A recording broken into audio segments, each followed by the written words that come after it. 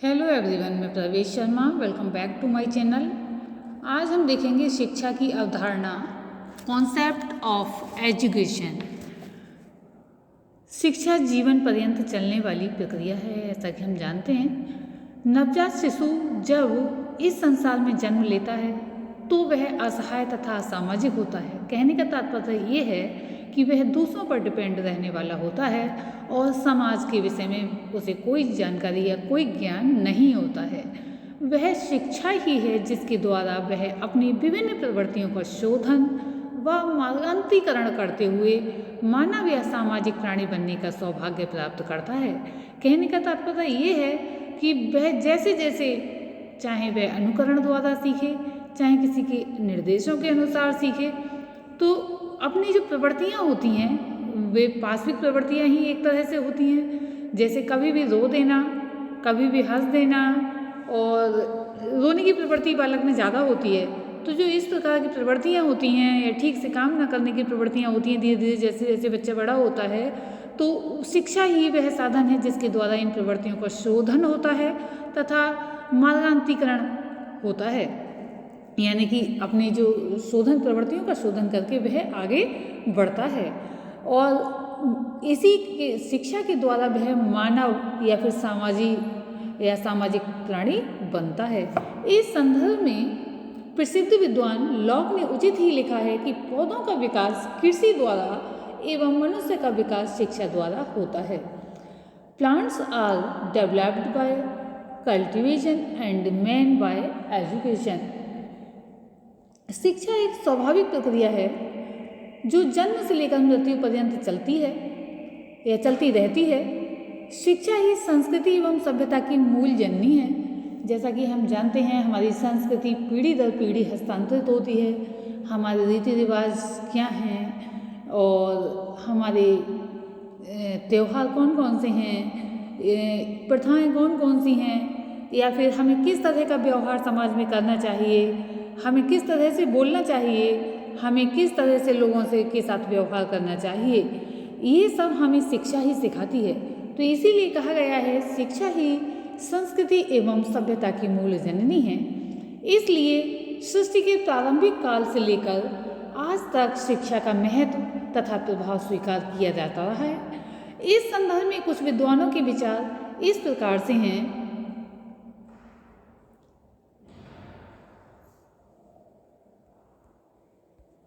यहाँ हम देख रहे हैं, सबसे पहले परिभाषा दी है अरस्तु महोदय ने। शिक्षा स्वस्थ शरीर में स्वस्थ मस्तिष्क का निर्माण करती है। शिक्षा स्वस्थ शरीर में स्वस्थ मस्तिष्क का निर्माण करती है। कहने का तात्पर्य ये है, शारीरिक रूप से कोई भी व्यक्ति स्वस्थ क्यों न हो, जब तक उसे शिक्षा नहीं मिलती है तो वह अस्वस्थ प्राणी की तरह रहता है। और इसीलिए कहा गया है, अरस्तु महोदय की ये परिभाषा है, शिक्षा स्वस्थ शरीर में स्वस्थ मस्तिष्क का निर्माण करती है। नेक्स्ट डेफिनेशन है सुकरात महोदय की।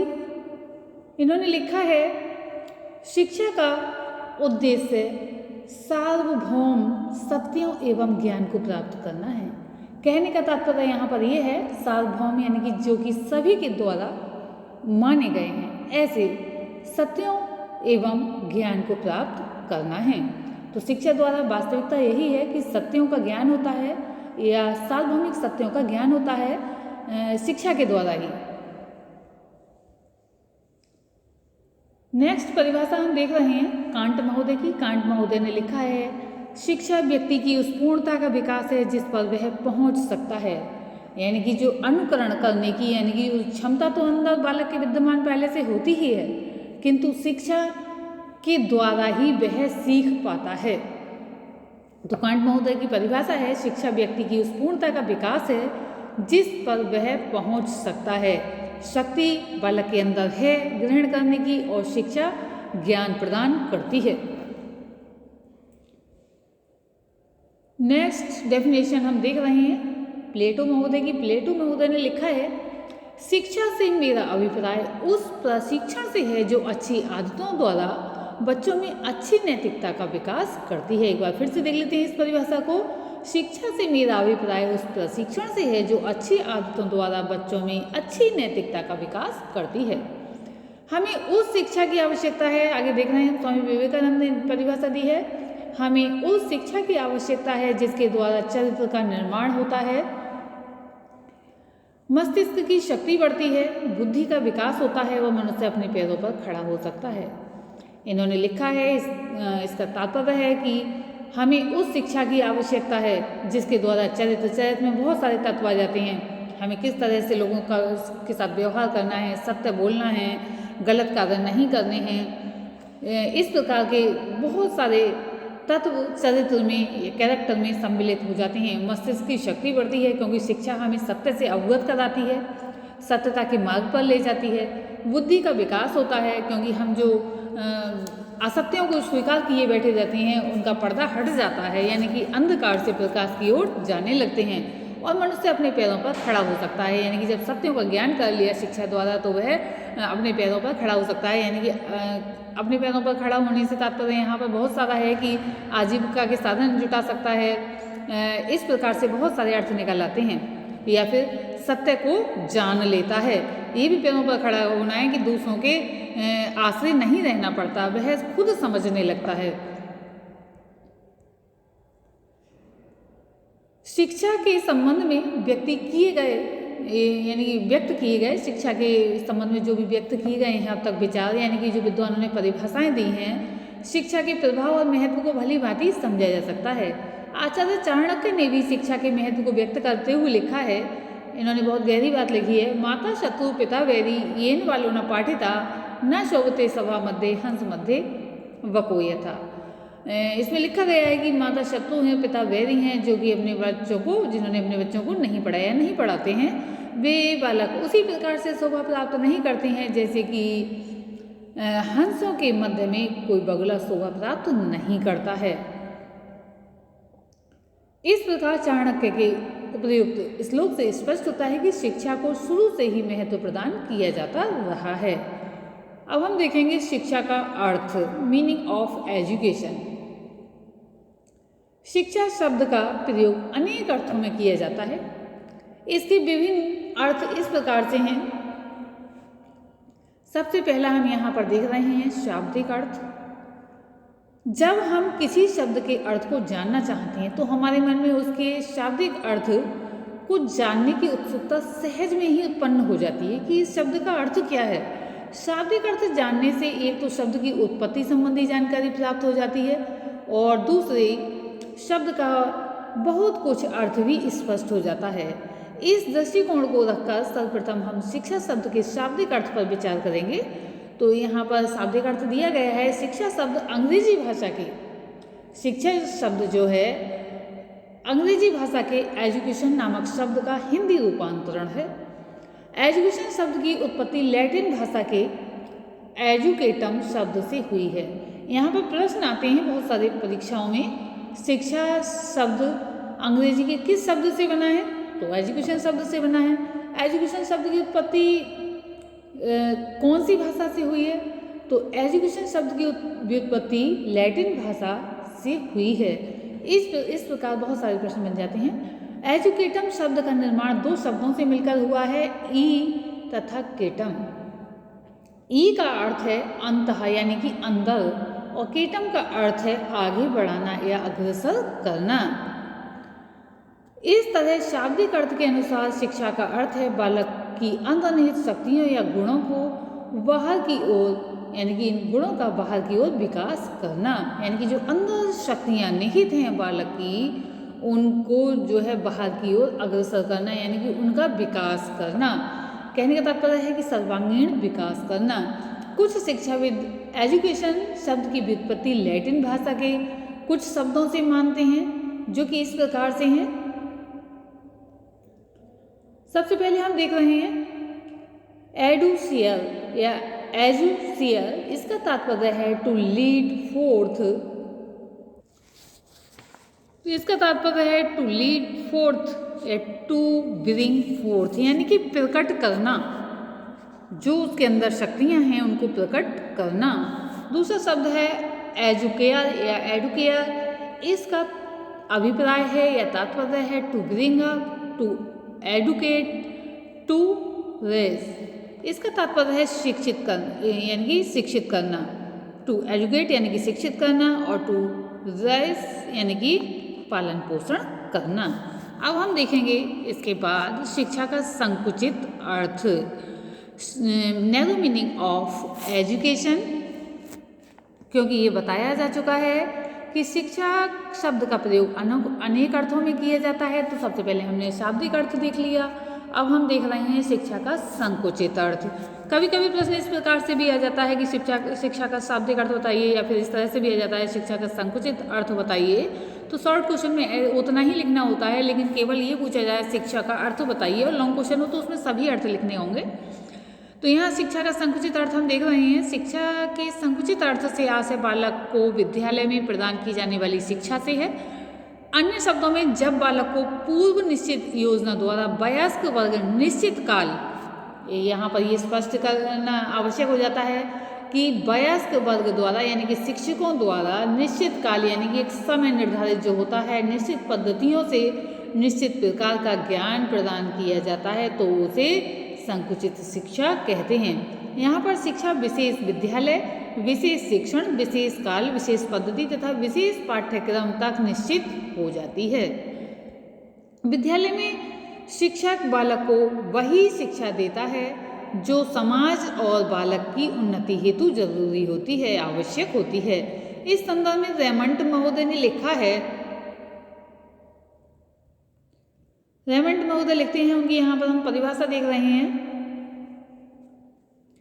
संकुचित अर्थ में शिक्षा का प्रयोग बोलचाल की भाषा और कानून में किया जाता है। इस अर्थ में शिक्षा व्यक्ति के आत्मविश्वास और उसके वातावरण के सामान्य प्रभावों को अपने में कोई स्थान नहीं देती है।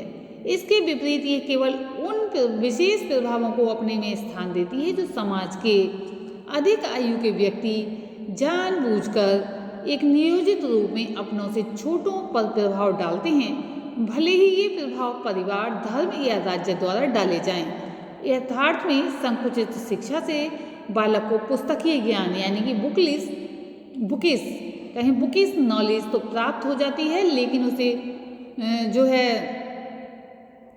तोते की तरह रटंत शिक्षा कह सकते हैं। उसे उस शिक्षा को प्राय शिक्षा न कहकर उसे अध्यापन या निर्देश कहा जाता है।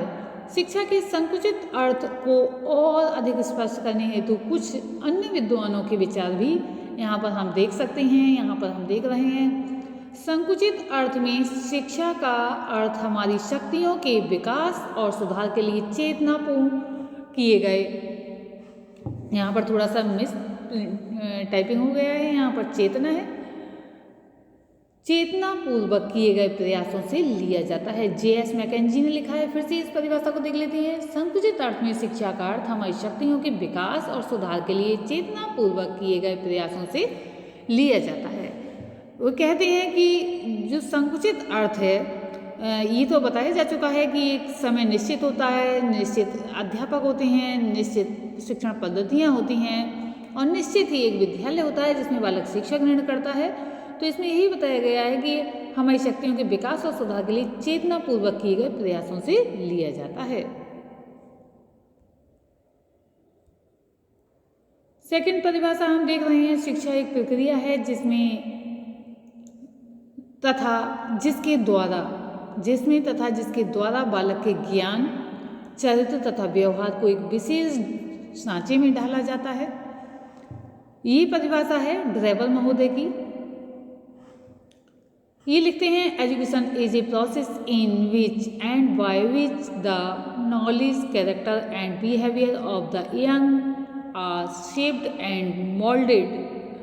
ये प्रोफेसर ड्रेबर महोदय की डेफिनेशन है। नेक्स्ट परिभाषा हम देख रहे हैं थॉमसन महोदय की। G.H. थॉमसन ने लिखा है, शिक्षा एक विशेष प्रकार का वातावरण है जिसका प्रभाव बालक के चिंतन, दृष्टिकोण तथा व्यवहार करने की आदतों पर स्थायी रूप से परिवर्तन हेतु डाला जाता है। कहने का तात्पर्य यहाँ पर यह है कि एक शिक्षा एक विशेष प्रकार का वातावरण में है, यानी कि शिक्षा जब दी जाती है तो एक विशेष प्रकार का वातावरण तैयार कर लिया जाता है जिसका प्रभाव बालक के चिंतन यानी कि सोचने पर, दृष्टिकोण, देखने की पर तथा व्यवहार करने की आदतों पर स्थायी रूप से परिवर्तन हेतु यानी कि उसकी जो आदतें हैं उनको चेंज करने हेतु डाला जाता है। इस परिभाषा को देख लेते हैं हम इंग्लिश में भी। Education is a special type of environment whose effect is put on the child's thinking, attitude and behaviour habits for permanent change. अब हम देखेंगे शिक्षा का व्यापक अर्थ। व्यापक अर्थ के अंतर्गत हम कह सकते हैं शिक्षा एक जीवन पर्यंत चलने वाली प्रक्रिया है।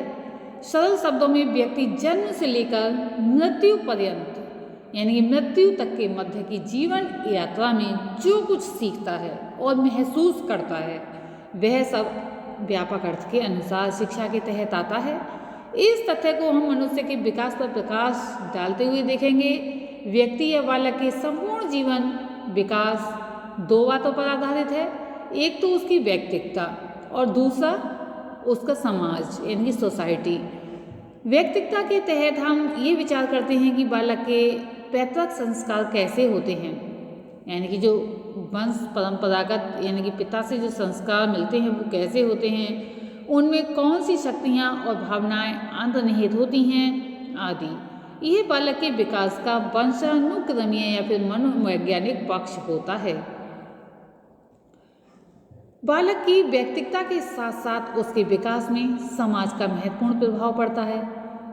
उसके माता पिता, भाई बहन, पड़ोसी, समाज की संस्कृति और सभ्यता इत्यादि पर जैसा प्रभाव डालते हैं वैसे ही उसका विकास होता है। यथार्थ में हम संपूर्ण संसार को एक बृहद पाठशाला के रूप में स्वीकार करें तो अतिशयोक्ति न होगी, क्योंकि बालक जहाँ जहाँ जाता है वहाँ वहाँ कुछ ना कुछ सीखता है, बालक हो या बड़ा, क्योंकि शिक्षा जीवन पर्यंत चलने वाली प्रक्रिया है। एक बहुत ही ज़्यादा उम्र का व्यक्ति कहीं अन्य स्थान पर चला जाए या फिर उसके संपर्क में अन्य स्थान का बालक आए तो कुछ ना कुछ वह सीखेगा। कभी कभी परिचित व्यक्तियों से भी कुछ नई बातें सीखने को मिलती रहती हैं। कहने का तात्पर्य ये है कि शिक्षा जो है आजीवन चलने वाली प्रक्रिया है। ये बालक के विकास का पर्यावरणीय या सामाजिक पक्ष होता है। इसके द्वारा ही बालक का सामाजिकरण होता है, अर्थात वह पशु से मनुष्य बनता है।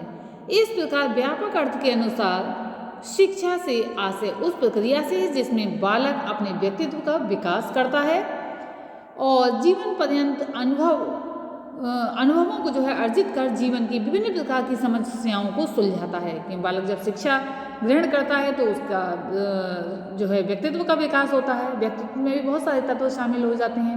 उस विकास के कारण ही वह विभिन्न समस्याएं जो उसके सामने आती हैं उनको सुलझाता चला जाता है, परिस्थितियों पर विजय प्राप्त करता है और आवश्यकताओं की पूर्ति करता हुआ कर्तव्यों का पालन करता है। इस तरह के दृष्टिकोण को ही सम्मुख रखकर रूसो और वर्ड्सवर्थ प्रकृतिवादी शिक्षा पर जोर देते हैं। प्रकृतिवादी शिक्षा हम जानते ही हैं कि बालक को छोड़ दो, यानी कि उस पर कोई प्रतिबंध मत लगाओ। वह अगर जल के पास जाता है तो खुद ही महसूस कर लेगा, अगर गर्म वस्तुओं के पास जाता है तो खुद ही महसूस कर लेगा, ये कहते हैं। लेकिन इतनी छूट देने भी छोटे बच्चे के लिए सही नहीं होती है। शिक्षा के इस अर्थ में विश्व के सभी व्यक्ति शिक्षार्थी हैं और शिक्षक भी, क्योंकि वे एक दूसरे को अनुभव प्राप्त करने का मौका देते हैं। शिक्षा के व्यापक अर्थ को और अधिक स्पष्ट करने के लिए कुछ विद्वानों ने अपने विचार व्यक्त किए हैं, जिनमें से हम सबसे पहले परिभाषा देख रहे हैं मैकेंजी महोदय की। मैकेंजी महोदय ने लिखा है, व्यापक अर्थ में शिक्षा एक ऐसी प्रक्रिया है जो जीवन भर चलती है और जीवन के प्रत्येक अनुभव से उसके भंडार में वृद्धि होती है। शिक्षा को जीवन का साध्य भी कहा जा सकता है। In wider sense education is a process that goes on throughout life and is promoted by almost every experience in life. यहाँ पर हम देख रहे हैं डम्बिल महोदय की परिभाषा। ये लिखते हैं, शिक्षा के व्यापक अर्थ के अंतर्गत वे समस्त प्रभाव आते हैं जो व्यक्ति पर उसके उत्पन्न होने से मृत्यु तक की यात्रा पर प्रभाव डालते हैं। नेक्स्ट परिभाषा है गांधी जी की। वे लिखते हैं, शिक्षा का अर्थ मैं बालक अथवा मनुष्य में आत्मा, शरीर और बुद्धि के सर्वांगीण और सबसे अच्छे विकास से समझता हूँ। एक बार फिर से देख लेते हैं। शिक्षा का अर्थ मैं बालक अथवा मनुष्य में आत्मा, शरीर और बुद्धि के सर्वांगीण और सबसे अच्छे विकास से समझता हूँ। By education I mean an all round and best development of soul, body and mind in the child और मैन। अब हम देखेंगे शिक्षा का विश्लेषणात्मक अर्थ। शिक्षा के अर्थ को और ज़्यादा स्पष्ट करने हेतु उसके अर्थ विषयक विभिन्न तत्वों पर अलग अलग प्रकाश डाला जा सकता है। यानी विश्लेषणात्मक अर्थ में बहुत सारे तत्व आएंगे जिनके बारे में हम देखेंगे। तो सबसे पहले हम जो देख रहे हैं विश्लेषणात्मक अर्थ के अंतर्गत, शिक्षा का अर्थ मात्र विद्यालयों में प्रदान किए जाने वाले ज्ञान से नहीं है। The meaning of education is not limited to school education. ज़्यादातर लोग शिक्षा का संकुचित अर्थ लगाते हैं, लेकिन वास्तविकता ये है कि शिक्षा विद्यालय तक सीमित नहीं होती है। अब तो इसका कार्यक्रम जन्म से लेकर मृत्यु तक जो है स्वाभाविक रूप से चलता रहता है। मनुष्य हेतु संसार के समस्त प्राणी, या कहें इस तरह से कह सकते हैं, मनुष्य हेतु संसार के समस्त प्राणी शिक्षा का कार्य करते हैं। दूसरे शब्दों में प्रत्येक व्यक्ति अपने जीवन की लंबी यात्रा में किसी न किसी से हमेशा कुछ न कुछ सीखता रहता है। ये विश्लेषणात्मक अर्थ के अंतर्गत आते हैं, क्योंकि हमने सबसे पहले देखा था शिक्षा के अंतर्गत शिक्षा का शाब्दिक अर्थ, फिर देखा था शिक्षा का संकुचित अर्थ और शिक्षा का व्यापक अर्थ। अब हम विश्लेषणात्मक अर्थ देख रहे हैं। विश्लेषणात्मक अर्थ के अंतर्गत ये बिंदु दिए गए हैं। सेकंड बिंदु है विश्लेषणात्मक अर्थ के अंतर्गत शिक्षा का अर्थ बालक की अंतर्निहित या अंतः शक्तियों के सर्वांगीण विकास के रूप में। वर्तमान युग में जब से शिक्षा में मनोविज्ञान को महत्वपूर्ण स्थान प्राप्त हुआ है, तब से बालक में अंतर्निहित शक्तियों पर ज़्यादा ध्यान दिया जाता है। अब शिक्षक बालक के ऊपर बाहरी ज्ञान को थोपने की कोशिश न कर उसमें अंतर्निहित शक्तियों का सर्वांगीण और प्रगतिशील विकास कर उसका जीवन सफल बनाने की कोशिश करता है। इस संदर्भ में एडिसन महोदय ने लिखा है, शिक्षा वह प्रक्रिया है जिसके द्वारा मनुष्य में निहित शक्तियों एवं गुणों का दिग्दर्शन होता है, जिनका शिक्षा के बिना होना असंभव है। नेक्स्ट पॉइंट हम देख रहे हैं, शिक्षा एक गत्यात्मक प्रक्रिया है। Education is a dynamic process. शिक्षा को हमें कोई स्थिर क्रिया नहीं जानना चाहिए, यानी कि कोई रुकी हुई क्रिया नहीं जानना चाहिए। अब तो ये तो सर्वदा प्रगति की ओर गतिशील रहती है, जिसमें मनुष्य अपना जीवन दिन प्रतिदिन उत्तम बनाता है। इस तरह शिक्षा एक गत्यात्मक प्रक्रिया है। नेक्स्ट पॉइंट है विश्लेषणात्मक अर्थ के अंतर्गत शिक्षा सामाजिक विकास की प्रक्रिया है। Education is a process of social development. यथार्थ में शिक्षा का अर्थ व्यक्तिगत विकास तक सीमित नहीं किया जा सकता। मनुष्य एक सामाजिक प्राणी है। ऐसी स्थिति में उसकी शिक्षा में सामाजिक तत्वों की किसी अर्थ में उपेक्षा नहीं कर सकते। इसलिए शिक्षा द्वारा व्यक्ति का सामाजिक विकास होना स्वाभाविक है और सामाजिक प्रगति तभी संभव है जब उचित शिक्षा प्रदान की जाए। नेक्स्ट पॉइंट है विश्लेषणात्मक अर्थ के अंतर्गत शिक्षा एक द्विमुखी प्रक्रिया है। हमें ये भली भांति जान लेना चाहिए कि सिर्फ शिक्षक ही सक्रिय होकर बालक के मस्तिष्क में ज्ञान भरने की कोशिश नहीं करता है, अपितु वास्तविकता ये है कि इस प्रक्रिया में शिक्षक और विद्यार्थी दोनों को परस्पर सक्रिय सहयोग करना पड़ता है। डॉक्टर या कहें एडम स्मिथ महोदय के अनुसार शिक्षा एक द्विमुखी प्रक्रिया है, जिसमें कि एक व्यक्ति दूसरे के विकास में परिवर्तन के लिए कार्य करता है। ये प्रक्रिया चेतनायुक्त और सप्रयोजन होती है। इसके दो साधन होते हैं, शिक्षक का व्यक्तित्व तथा ज्ञान के विभिन्न रूप। पहला है शिक्षक का व्यक्तित्व और दूसरा है ज्ञान के विभिन्न रूप। नेक्स्ट पॉइंट हम देख रहे हैं विश्लेषणात्मक अर्थ के अंतर्गत शिक्षा का नेक्स्ट पॉइंट इसमें नहीं दिया हुआ है। अब हम देखेंगे शिक्षा के विश्लेषणात्मक अर्थ के बाद शिक्षा का वास्तविक अर्थ, एक्चुअल मीनिंग ऑफ एजुकेशन। शिक्षा के शाब्दिक, संकुचित, व्यापक तथा विश्लेषणात्मक अर्थ को जानने के पश्चात शायद पाठक इस भ्रम में पड़ गए होंगे, यानी पड़ जाते हैं कि आखिर शिक्षा का वास्तविक अर्थ क्या है। जहाँ तक कि शाब्दिक अर्थ से तात्पर्य, देखिए यहाँ पर ये जरूरी नहीं है, या हम ये कह सकते हैं जहाँ तक शाब्दिक अर्थ से हमारा तात्पर्य है वहाँ ये जरूरी नहीं है कि जो किसी वस्तु का शाब्दिक अर्थ हो वही वास्तविक अर्थ भी हो। अब रही बात ये शिक्षा के व्यापक तथा संकुचित अर्थ की, वास्तव में ये दोनों अर्थ शिक्षा को विशेष दृष्टिकोण से देखने में हमारे समक्ष आते हैं। शिक्षा के वास्तविक अर्थ में तो उन दोनों के मध्य कोई अंतर नहीं रह जाता है। अंत में शिक्षा के जो अर्थ बताए गए थे, कौन कौन से बताए गए थे, हम इनको फिर से देख लेते हैं। शिक्षा का शाब्दिक अर्थ बताया गया था, शिक्षा का संकुचित अर्थ बताया गया था, शिक्षा का व्यापक अर्थ बताया गया था और शिक्षा का विश्लेषणात्मक तथा शिक्षा का जो है वास्तविक अर्थ जो कि चल रहा है ये बताया गया था। तो जो भी बताए गए थे अर्थ वे सब अगर मिला दिए जाएं तो वो सब शिक्षा का ही अर्थ है, वास्तविक अर्थ उनका मिला जुला हो जाता है। अंत में शिक्षा के इन अर्थों का प्रगतिशील समन्वय करते हुए कहा जा सकता है कि शिक्षा एक ऐसी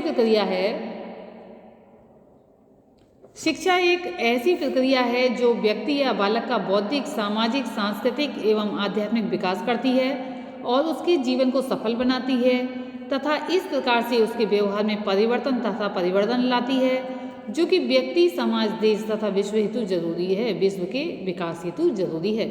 वस्तु स्थिति ये है कि शिक्षा एक ऐसी प्रक्रिया है जिसके द्वारा जीवन का सच्चा आनंद लिया जा सकता है, क्योंकि हम जानते हैं अगर कोई व्यक्ति शिक्षित होता है तो वो असत्य के सहारे आगे बढ़ता चला जाता है और शिक्षा ना प्राप्त करने से वह अंधकार में, वातावरण में इधर उधर भटकने में ज़्यादा समय बर्बाद करके ही थोड़ा बहुत आगे बढ़ पाता है। आज की इस वीडियो में इतना ही। धन्यवाद।